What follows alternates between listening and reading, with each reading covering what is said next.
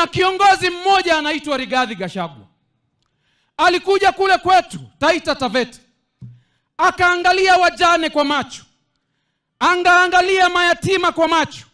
Akawaambia, nyinyi hamna shares, hamtapata stima, hamtapata barabara, hamtapata mashule. Akarudi tena. Akatuambia, kama wewe utoki mlima, hakuna maendeleo. Nilihuzunika siku moja. Unajua, mimi najua kuna mtoto wenyu anaitwa Nixon Korir.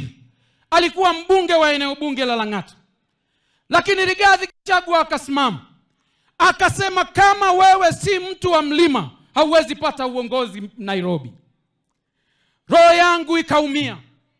Sasa leo nikija huku kwenu, nikiona watu ambao wanaamini kwamba kiongozi peke yake mkombozi ni Rigathi Gachagua, natamani niseme vile Paulo aliwaambia Wagalatia, nyinyi Wagalatia, nani aliwaroga? Mlianza na roho, mmemaliza na mwili. Yesu aliingia Yerusalemu. Aliona Yerusalemu akalia. Akasema, laiti wangelijua. Laiti. Nilipokuja Nandi leo niliwaangalia wale ambao wanafikiria kwamba Fred Matiang'i ni mkombozi. Niliwaangalia nikalia, nikasema, laiti mngejua. Tarehe 24 mwezi wa 8 mwaka 2021, wakati Matiang'i alikuwa waziri wa usalama, na Faruku anakumbuka hii, Daktari William Samoei Ruto alikuja eneo bunge letu kuzika MCA.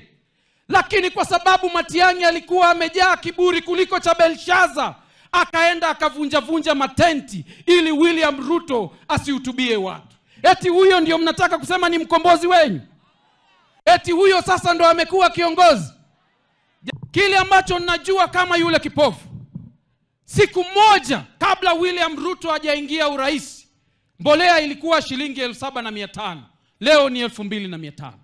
Hiyo ndio ushuhuda. Wakimuita Zakayo, wakimuita kile kingine sitaki. Mimi ninajua mbolea ilikuwa 7,500, leo ni shilingi 2,500. Mimi ninajua dola ilikuwa shilingi 170, leo ni shilingi 130. Mimi ninajua kulikuwa hakuna walimu wa secondary, leo William Ruto ameandika walimu 77,000. Kile ninajua, Kenya mwaka huu na mwaka jana haijaagiza mahindi kutoka nje. Huo ndio ushuhuda ninajua kutoka kuhusu William Ruto, mtoto wetu.